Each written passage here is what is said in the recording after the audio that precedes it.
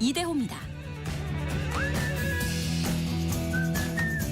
요즘 졸업식 시즌이죠. 특히 요즘 10대들의 학교 생활 많이 변했다고 합니다.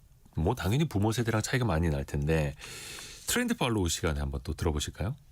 알파 세대를 한번 또 배워보는 시간입니다. 대학내일 정은우 센터장과 함께합니다. 안녕하세요. 안녕하세요. 알파 세대면 지금 한 고등학생 정도 되는 거예요?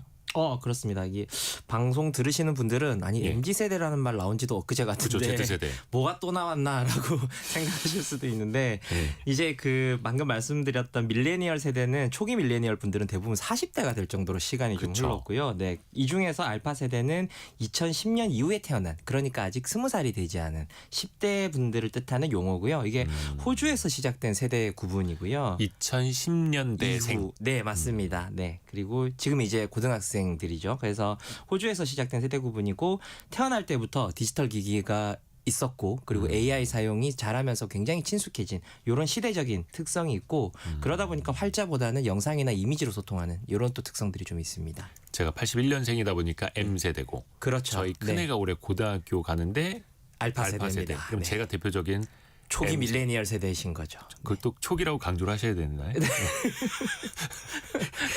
네. 근데 이제 밀레니얼 세대인 부모 그리고 알파 세대인 10대 자녀 일반적인 관계는 좀 어떻게들 보고 있나요? 뭐 지금 방송 들으시는 분들도 40대 분들은 나도 스마트폰 쓰고 AI 잘 쓰는데 라고 생각하시는 분이 계실 것 같아요. 그래서 지금의 자신의 부모 세대는 이제 본인들과 조금 기기라든지 이런 것들이 조금 다르지만 사실 본인도 스마트폰이나 AI를 많이 사용하기 때문에 자녀들과 알파 세대 자녀들과 함께 여가와 취미를 같이 함께 즐기는 모습들이 많이 등장을 하고 있습니다. 그래서 네. 서로가 서로한테 어떤 취미와 여가에 그 영향을 좀 많이 끼치고 있는데요.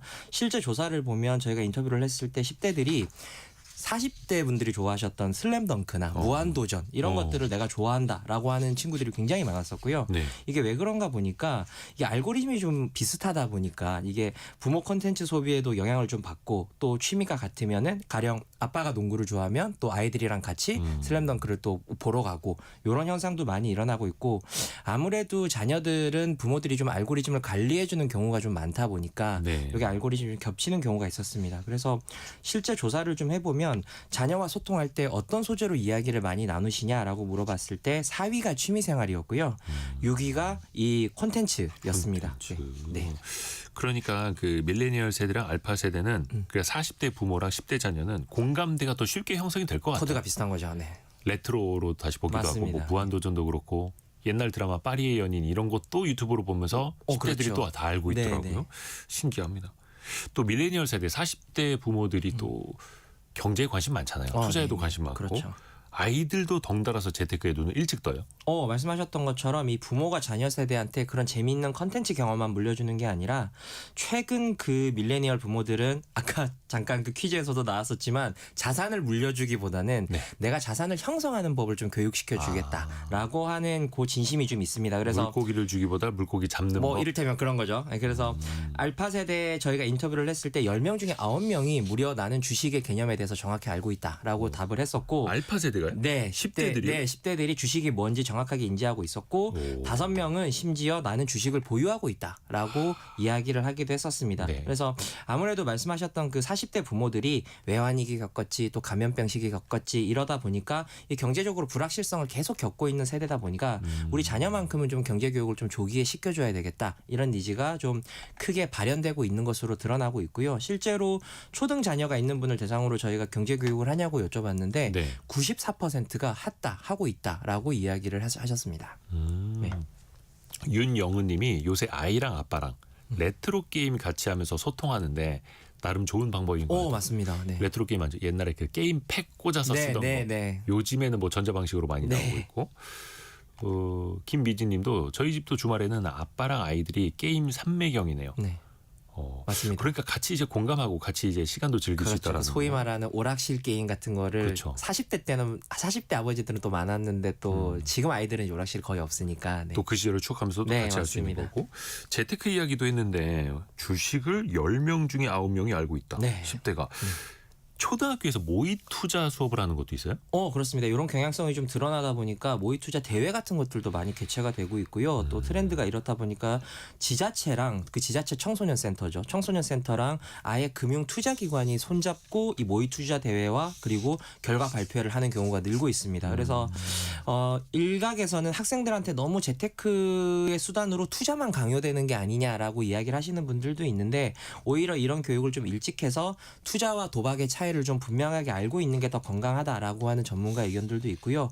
또 더불어서 이게 투자를 잘 하기 위해서는 뭐 나라 경제라든지 세계의 어떤 그 정세라든지 그리고 AI에 대한 기본 소양 이런 복합적인 지식을 좀 학습해야 되기 때문에 이 초등학생들의 모의 투자 이런 것들은 좀 경향성은 이어질 것으로 보입니다. 네. 근데 모의 투자 대회 저는 약간 이거 직업병적으로 하나 더 설명드리고자 하면은 단기간의 성과 가지고 뭐 잘했다 잘못했다를 나누면 절대 안 됩니다. 맞습니다. 왜냐하면 또 기업의 실적을 봐야 되는 거고 네. 뭐 산업이라든지 기업을 분석하는 것까지는 좋으나 네.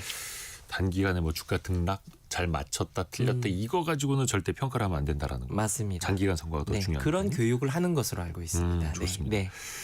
고등학교 수업 중에 금융과 경제 생활이라는 과목이 있어요? 맞습니다.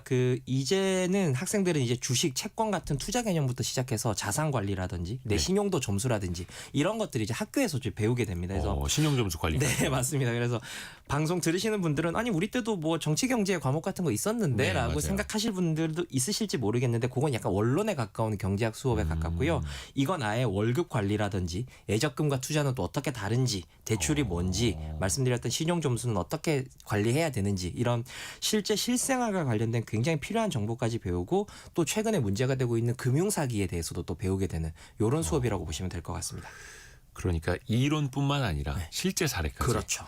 오늘 2부에 있는 돈줄 상담소 이런 비슷한 거네요. 그리고 또 그 수업 중에 요즘에는 네. AI도 많이 활용한다면서요. 그렇습니다.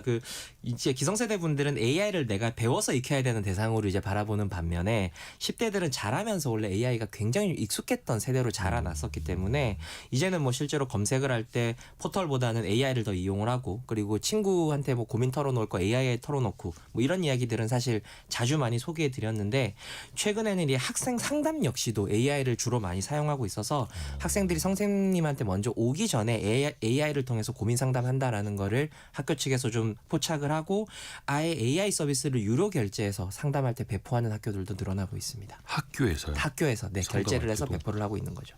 내신 점수 관리를 AI로 하는 것도 있어요? 맞습니다. 예전에는 이 내신이라고 하면 그냥 무조건 시험이 가장 중요했는데 네. 요즘에 사실 학교에서 가장 좀 뜨거운 감자가 수행평가거든요.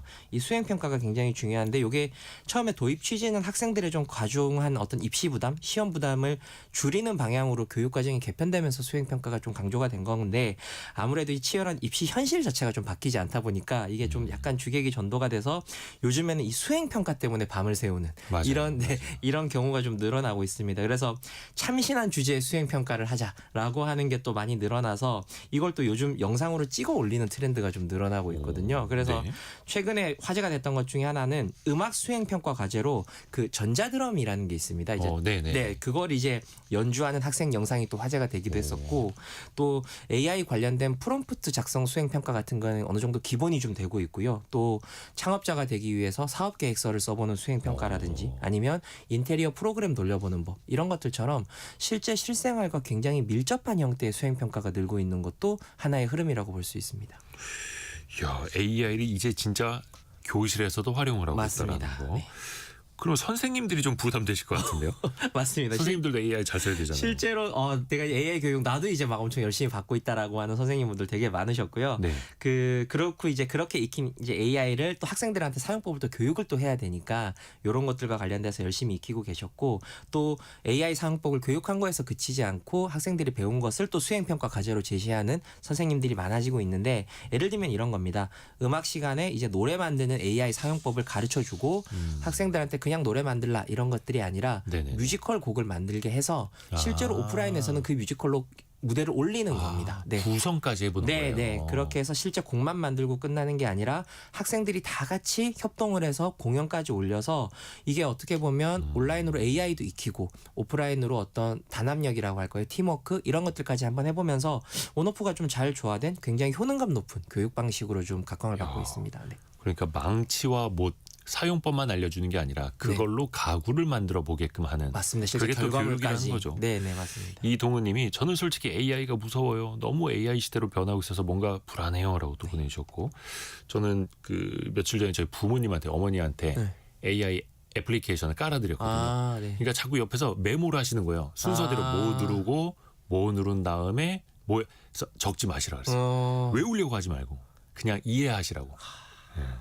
그래야 됩니다. 그냥 친숙하게. 효자시네요. 네. 느끼했습니다. 이게 사실 공부도 좋습니다만 학창 시절도 그 좋은 추억을 많이 만들어가야 하는데 특히 뭐 먹는 시간에 이게 많이 만들어지지 않습니까? 맞습니다. 알파 세대는 어때요? 뭐 직장인이나 학생들이나 점심시간이 행복한 건 마찬가지인데 네. 이 방송 들으시는 분이 아마 학교 졸업한 지 꽤 되셨을 텐데 아마 이번에 그 학교 급식실 가보시면 굉장히 놀라우신 게 많을 겁니다. 그 도시락이야 뭐 사라진 거 다들 아실 텐데 네. 요즘엔 모든 급식실이 키오스크로 운영이 되고 있거든요. 키오스크. 아니 뭐 커피숍에도 뭐 주문할 때 쓰는 네. 키오스크요? 네. 그리고 그 급식실에 있어요? 네, 그리고 우리가 매점에서 뭐 이렇게 뭐 주전부리 같은 거 사 먹을 때도 모든 게 다 이제는 키오스크로 운영이 무인 매장으로 다 운영이 되고 있습니다. 예전엔 무조건 빨리 뛰어가는 친구가 네. 돈 먼저 내고 네. 받아 먹을 수 있었는데. 그리고 뭐 추억의 매점 아주머니 뭐 이런 그쵸, 것들이 그쵸. 있었는데 이제는 네. 그런 것들은 찾아보기 좀 어렵고요. 급식실도 이제 밥 먹기 전에 그 개인적 학적 정보라 그러죠. 이걸 이제 입력을 하고 식사를 합니다. 그래서 흥미로운 거는 그냥 키오스크가 있어서 이게 편리해졌다 이게 아니라 전산화가 되다 보니까 학생들한테 나누어줄 배식량도 자동적으로 계산이 되고 또 어떤 친구가 급식을 잘 안 먹는지 이런 것들까지도 다 파악을 하고 있다라고 합니다. 누가 밥을 많이 남기나. 누가 어떤 반찬이 안 나가나 뭐 이런 것들도 다 본다라고 합니다. 네. 이야. 학생들은 그러면 쉬는 시간을 요즘 어떻게 보낼까요? 요즘은 뭘 하든 영상이 기본입니다. 영상을 만드는 게 기본이고 그 소위 말하는 릴스를 위한 영상을 별도로 찍는 게 아니라 짧은 거의 영상. 모든 일상이 쇼폼화되고 있다라고 보시면 될 것 같습니다. 예를 들면 영상을 찍는 게 아니라 이제 릴스 게임이라고 해서 서로의 이제 쇼폼 영상을 쭉 내리다가 정해진 키워드가 나오면 지는 게임이 있거든요. 무슨 말이냐면 지금 이제 방송 들으시는 분 쇼폼 영상이 올라가면서 많이 보시잖아요. 네네네네. 보시는데 가령 키워드를 하나 정하는 겁니다. 아이돌 이렇게 딱 하나 정하면 네네네. 서로 A들끼리 모여서 영상을 하나씩 넘기다가 아이돌 영상이 먼저 나오는 친구가 지는 거예요. 그러면 그 친구가 뭐 아이스크림 사고 뭐 이런 식으로 게임을 하기도 합니다. 네. 뭐 강아지에 관한 영상 뭐 이렇게 딱 하나 네, 찍어놓고 네. 한 10개 그렇죠. 넘기다 강아지 먼저 나온 사람이 네, 지는 네, 거고. 맞습니다. 그런 것도 있어요. 네. 요즘 참 졸업 시즌이잖아요. 네네. 졸업식 모습도 많이 달라졌을까요? 그렇습니다. 그 한때는 이제 그 해의 어떤 밈을 패러디한 의정부 고등학교 졸업사진 이런 것들이 화제가 됐었는데 네. 이젠 그렇게 소위 코스프레해서 찍는 졸업사진은 어느 정도 기본이 됐고요. 그런 이제 그런 문화 자체는 어느 정도 그 기본이고 이제는 아예 문화 자체가 좀 달라지고 있습니다. 예전에는 요 청취자분들 어떠실지 모르겠지만 컨베이어 벨트처럼 학교에서 그냥 찍어주면 찍어주는 그렇죠, 대로 그렇죠. 그냥 순서대로. 다음 이렇게 되는 거잖아요. 네. 근데 요즘에는 자기 사진은 자기가 직접 고르고요. 그리고 심지어 내가 직접 찍은 셀카를 올리는 경우도 있습니다. 그리고 앨범에다가요? 네, 앨범에다 직접 그리고 내가 어디서 찍을지, 어떤 의상으로, 어떤 포즈로 누구와 찍을지 같은 것들을 실제로 내가 정하고 가령 예를 들면 내가 친구들과 추억이 있는 분식집에서 사진을 찍고 싶다. 내가 놀이터에서 사진을 찍고 싶다라고 하면 실제로 그렇게 찍기도 하는데 요건 이제 아무래도 40대 분들처럼 학생 수가 많았을 때보다 이젠 학생 수가 많이 줄어들었기 때문에 그러네요. 이 친구들이 졸업 사진에 시간을 들이고 공을 들여도 이제는 괜찮은 이런 시대가 된 거라고 볼 수가 있습니다. 예전에 학교에 반 친구들도 많고 학생 네. 너무 많으니까 네. 두꺼운 앨범에 나는 한두 번밖에 안 들어갔는데 요즘에는 뭐 기본 서너 컷 이상 들어가는 것 같아요. 맞습니다. 네. 다양하게. 또 10대들의 소비 생활도 한번 볼까요? 주로 뭘 먹고 또 어디에서 돈을 쓸까요? 아까 제가 그 급식실이 무인으로 번하고 있다라고 말씀을 드렸었는데 네. 뭐 문구점이나 아이스크림 가게 이런 거는 이제 무인으로 된 지가 좀 오래됐죠. 그리고 이런 다이소나 아트박스 같은 요런 데서 이제 아예 그냥 쇼핑 자기들끼리 이제 플렉스라고 부르는 요런 것들을 좀 하기도 하고 뭐 코인 노래방, 뽑기방 이런 데서도 좀 다양하게 즐기는 모습입니다. 이제 한 가지 공통점은 뭐냐면 네. 이런 음식이나 키링이나 이런 것들을 이 취향이나 이런 것들을 즐기는 모습들이 약간 본인들의 어떤 취향대로 선택할 수 있는 조합의 어떤 즐길거리들을 많이 즐기고 있다라고 하는 게 트렌드라고 볼 수 있을 것 같습니다. 또 의미를 담아서 즐기게 되고요. 맞습니다. 네. 기업들도 당연히 소비 시장에서 또 미래의 또 소비 주역 아닙니까? 맞습니다. 알파 세대. 네, 네. 어떤 마케팅을 또 하고 있을까요? 아까 제가 말씀드렸던 것처럼 청소년들의 금융주권이 조금 빠르게 찾아오다 보니까 이제는 금융권이 가장 좀 발빠르게 움직이고 있는데요. 그래서 소비가 늘면서 카드업계 같은 경우가 좀 굉장히 발빠르게 이제 젊은 분들이 좋아하는 캐릭터라든지 뭐 이런 게이미피케이션이 결합된 어떤 자산 형성의 어떤 그 프로그램들을 좀 만들어내고 있고 그리고 젊은 친구들이 당장 관심을 가지지 않는 생명보험 요런 데들이 이제는 그 e스포츠 같은 것들과 좀 연결을 좀 많이 해서 크리에이터들을 좀 적극적으로 활용해서 친밀도를 좀 쌓으려는 움직임을 좀 보이고 있습니다. 아까 제가 졸업사진이나 뭐 그런 것들에 대해서 말씀을 드렸는데 10대 대상의 어떤 마케팅을 펼치실 때는 또래 사이의 관계성을 좀 적극적으로 강조하시는 형태로 좀 가야 될 것 같습니다. 그래서 같이 즐길 때 재미있는 것들, 혼자 즐길 때 재미있는 것들보다 같이 즐길 때 재미있고 그리고 내가 어떻게 좀 조합할 수 있는 내 정체성을 좀 표현할 수 있는 프로그램들 중심으로 구성을 하시면 도움이 될 것 같습니다. 또 미래 소비의 주역 뭐 기업들이 당연히 놓칠 리가 없겠고. 맞습니다. 8666님 큰아이 중학교 졸업식 가는 길입니다라고 보내주셨고요.